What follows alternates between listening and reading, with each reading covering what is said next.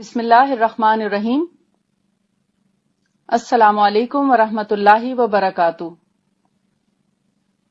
طب نبوی کے ایک نئے پروگرام کے ساتھ آج ہمارا ٹاپک ہے سرکہ، ونیگر۔ عربی میں اس کو خل بولتے ہیں اور انگلش میں سے ونیگر کہا جاتا ہے۔ رسول اللہ صلی اللہ علیہ وآلہ وسلم جو سرکہ استعمال کرتے تھے وہ انگوری سرکہ تھا، یعنی گریپ ونیگر۔ حضرت جابر بن عبداللہ رضی اللہ تعالی عنہ سے روایت ہے کہ آپ صلی اللہ علیہ وآلہ وسلم ایک دفعہ گھر تشریف لائے اور آپ نے پوچھا کہ سالن تیار ہے؟ تو آپ کی زوجہ مبارکہ نے جواب دیا کہ آج سالن نہیں ہے بلکہ گھر میں سرکہ ہے۔ جب آپ نے پوچھا کہ کوئی اور چیز ہے تو انہوں نے جواب فرمایا کہ سرکہ ہے، سرکے کے سوا کچھ نہیں۔ تو آپ نے فرمایا ہاں سرکہ لے آؤ، سرکہ بہت اچھا سالن ہے، سرکہ بہت اچھا سالن ہے۔ آپ نے یہ بات 3 مرتبہ فرمائی اور آپ نے سرکے کے ساتھ روٹی کھائی۔ نبی صلی اللہ علیہ وآلہ وسلم کبھی کھجور کے ساتھ، کبھی سرکے کے ساتھ اور کبھی کسی اور پھل کے ساتھ، مکھن کے ساتھ، دودھ کے ساتھ روٹی کھایا کرتے تھے۔ کیا آپ نے کبھی سرکے کے ساتھ روٹی کھائی؟ کیا ہم لوگ کھجور کے ساتھ روٹی کھاتے ہیں؟ یہ تو رسول اللہ صلی اللہ علیہ وآلہ وسلم کی سنت ہے۔ ہم ہمیشہ پکا ہوا کھانا پسند کرتے ہیں، کبھی کبھار بغیر پکی چیز بھی کھایا کریں، اس سے ہماری صحت دوبالا ہوتی ہے۔ اور سرکہ جو ہے وہ اپنے اندر بہت بڑی شفائیہ اثرات رکھتا ہے۔ سرکہ دراصل گرمی اور ٹھنڈک کا مرکب ہے، یعنی اس کے اندر حرارت بھی پائی جاتی ہے اور ٹھنڈک بھی پائی جاتی ہے۔ گویا یہ ایک معتدل چیز ہے، نہ بہت گرم مزاج ہے اس کا اور نہ ہی بہت ٹھنڈا، لیکن قدرے ٹھنڈک اس میں زیادہ ہے گرمی کی نسبت۔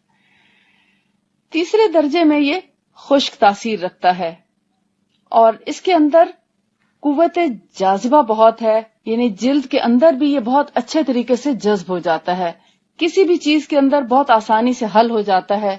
اور کسی بھی انفیکشن میں، جیسے اگر اس کو ناخن کے انفیکشن کے اوپر خاص طور پر لگانے کا اس کے تجربہ کیا گیا تو جیسے ان گروئنگ نیلز کے ساتھ پیپ پڑ جاتی ہے اور بار بار لوگوں کو اپنا ناخن کافی زیادہ کٹوانا پڑتا ہے، یا جب بھی ان کا ناخن بڑھتا ہے تو پس پڑنے لگتی ہے، تو ایسے میں بہت زیادہ تکلیف اٹھانا پڑتی ہے۔ ایسے پس والے، یعنی جو ناخن کے ساتھ پس پڑتی ہو یا ناخن کے اندر نیچے پس چلی جاتی ہو، اس پس تک یہ ہر پس پر لگانے والی چیز نہیں ہے۔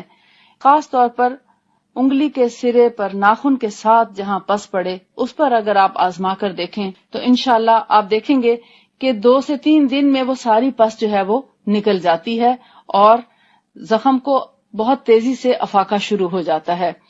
اس کے علاوہ اگر پیٹ میں کبھی، بچوں کے پیٹ میں جیسے بعض اوقات ایسا ہوتا ہے کہ دودھ جم جاتا ہے یا انٹرنل بلیڈنگ ہونے سے کبھی خون جم جاتا ہے اور کبھی دودھ اور خون آپس میں جمع ہو جاتے ہیں، تو ایسی صورت میں یہ ان سب چیزوں کو تحلیل کر کے صاف کر دیتا ہے۔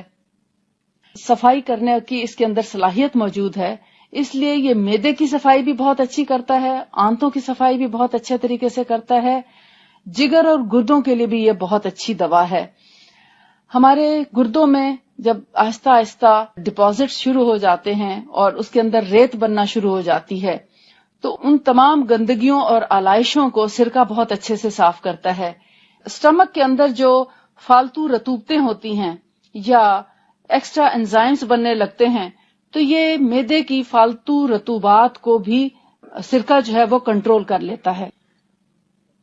ہماری کھانے پینے کی بے احتیاطیوں کی وجہ سے ہمارے جسم کو جو نقصان پہنچتا ہے اور فالتو چربی ہمارے پیٹ میں جمع ہو جاتی ہے، مثال کے طور پر رمضان میں عام طور پر ہمارے ہاں سموسے، پکوڑے، نان اور تلی ہوئی چیزیں بہت کثرت سے کھائی جاتی ہیں اور ان تلی ہوئی چیزوں کے کھانے کے بعد جب ہم ٹھنڈا پانی پیتے ہیں تو یہ چیزیں ایک تو بھوک ہماری ختم ہو جاتی ہے، دوسرا ان کے اندر وہ قوت اور وہ توانائی نہیں جو ایک روزے دار کو درکار ہوتی ہے ایک اچھی غذا کے بعد.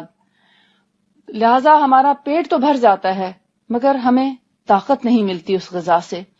تو روزے کے ساتھ ایسی چیزوں کو ترک کر دینا چاہیے، اور روزہ ہمیشہ سنت رسول کے مطابق صلی اللہ علیہ وآلہ وسلم کی سنت کے مطابق کھجور کے ساتھ کھولیں اور پانی اس کے ساتھ استعمال کر لیں یا دودھ کا استعمال کریں، اور نماز پڑھنے کے بعد پھر پراپر کھانا کھانا چاہیے تاکہ ہمارے جسم کو طاقت ملے.